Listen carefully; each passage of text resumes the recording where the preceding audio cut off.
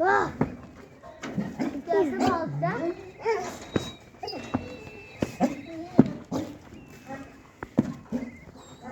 जल्दी तुम छोड़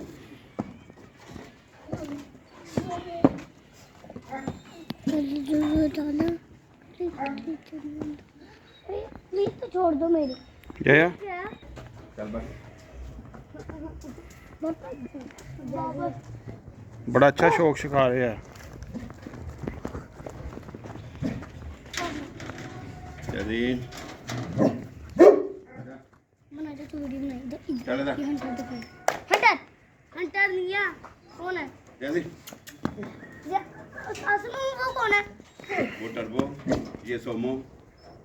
वो जैजी वो सोमो इतना बड़ा है बाकी कौन है ओए गुस्सा ना कर बाकी कौन है ओए बाबा है ना इतने जानवर खुश रहता मिट्टी है ना देखो। जैजी है जैजी कौन पे इतने खलोते रहना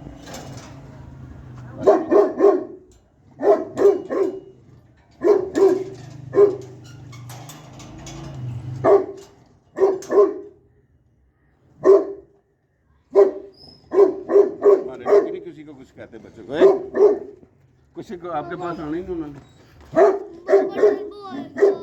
ये गंदे टोकी तो नहीं है अच्छे टोकी है कुछ नहीं आ तेरे को आने तू क्यों डरना तेरे पास उसने आना ही नहीं है टर्बो तो कोई भी नहीं आएगा कोई आता ही नहीं है की होया तेरे को ये नहीं आते किसी के पास इनको मैंने समझाया होता है ये वो गंदे टोकी उधर है ये गंदे टोकी थोड़ी है ये तो अच्छे टोकी हैं बच्चों को कुछ नहीं कहते देखो नाम से भेजा उन्हें पता ही नहीं बंदे आए ने वो थोड़े ने कि ਤੁਹਾਡੇ ਕੱਪੜੇ ਜੱਫੀਆਂ ਪਾਣ ਗੰਦੇ ਕੱਪੜੇ ਕਰਨ गंदी ट्रेनिंग नहीं है इनको अच्छी ट्रेनिंग है